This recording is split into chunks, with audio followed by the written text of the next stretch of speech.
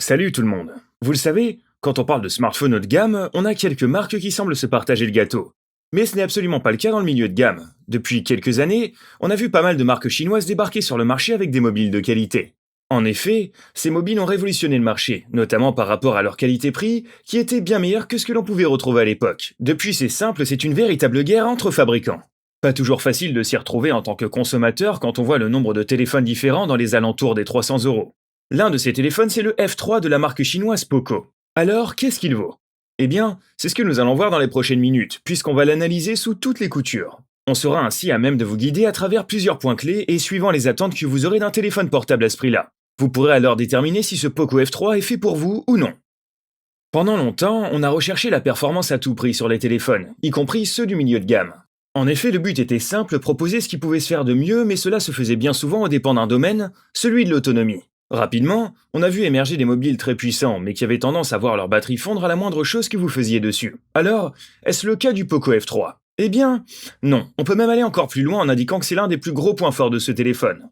Rendez-vous compte, en usage mixte, on a mis plus de 20 heures à venir à bout de cette batterie de 4520 mAh. C'est une excellente performance quand on sait que beaucoup de ces téléphones de cette gamme de tarifs arrivent à des résultats qui oscillent entre 15 et 17 heures. C'est donc l'un des très très gros points forts de ce Poco F3. Du côté de la charge, là aussi, on est sur du très bon. En effet, comptez moins d'une heure pour une recharge complète de la batterie. Quand on s'intéresse au ratio du temps de recharge par rapport à l'autonomie, c'est juste parfait. Seul petit point faible, l'absence d'un chargeur sans fil, qui commence pourtant à se démocratiser, même sur les mobiles de milieu de gamme. Pour autant, au vu du soin apporté à l'autonomie, on se voyait mal ne pas mettre un 5 étoiles. L'écran est devenu aujourd'hui un point très important quand on cherche un nouveau portable. En effet, c'est simple, on fait tout sur nos téléphones depuis quelques temps. Que ce soit des activités où l'écran importe peu ou d'autres où il est primordial, comme les jeux ou regarder des films et des séries. Alors que vaut celui du Poco F3? Eh bien, pour son téléphone, la marque chinoise a décidé d'embarquer un écran AMOLED de 6,67 pouces et une résolution Full HD+, de 2400 par 1080 pixels. Sur le papier, une telle dalle pour un téléphone à ce prix, c'est du très lourd. D'ailleurs, cela nous est rapidement confirmé par le Delta E, qui a pour but de nous donner la différence entre les couleurs affichées et ce qu'elles devraient être. Plus c'est bas, mieux c'est, et pour le Poco F3, on attend un Delta E de 1,5 en réglage chaud, ce qui est excellent. En général, celui de la concurrence oscille vers les deux, pour vous donner un ordre d'idée.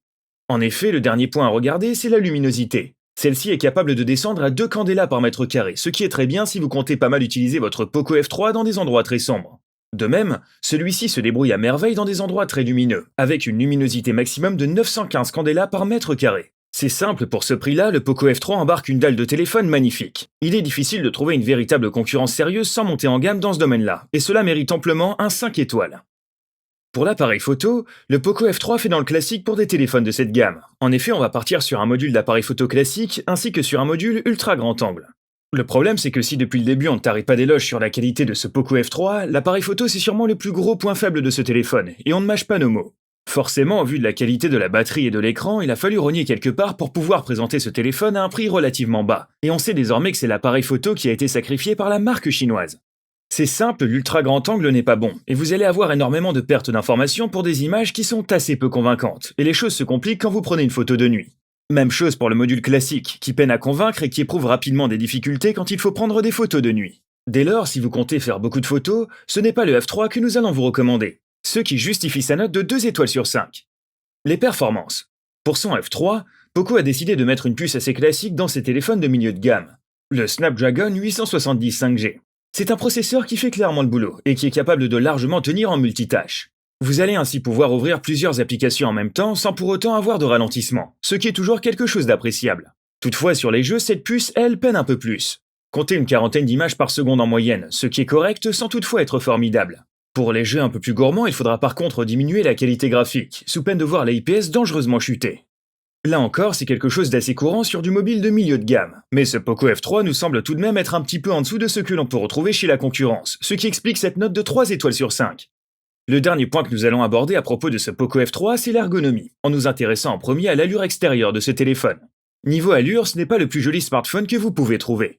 De plus, la coque arrière en verre Gorilla Glass 5 qui semble être une bonne idée devient rapidement embêtante quand vous vous rendez compte qu'elle captera absolument toute la poussière ainsi que les traces de doigts.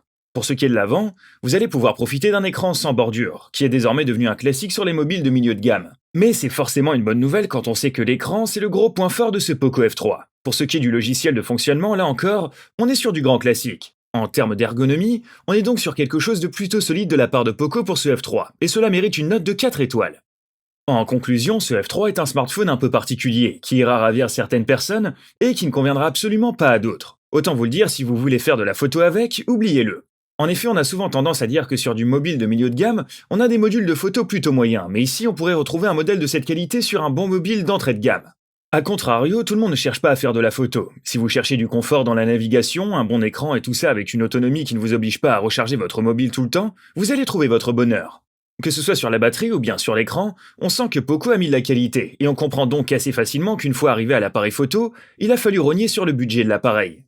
Pour toutes ces raisons, on lui a attribué la note de 4 étoiles, car dans l'ensemble, c'est un très bon téléphone. Toutefois, si vous cherchez à faire de la photo, vous trouverez votre bonheur sur un autre modèle. Les points forts. Un écran magnifique, une autonomie incroyable, un logiciel d'exploitation éprouvé, 5G disponible. Les points faibles. Un appareil photo très en dessous de la concurrence, une vitre arrière très salissante. Les notes. Autonomie de la batterie 5 étoiles, qualité de l'écran 5 étoiles, appareil photo 2 étoiles, performance 3 étoiles, ergonomie 4 étoiles. En note générale, 4 étoiles sur 5. Si vous cherchez à trouver le Poco F3 au meilleur prix, on vous propose de retrouver le lien dans la description.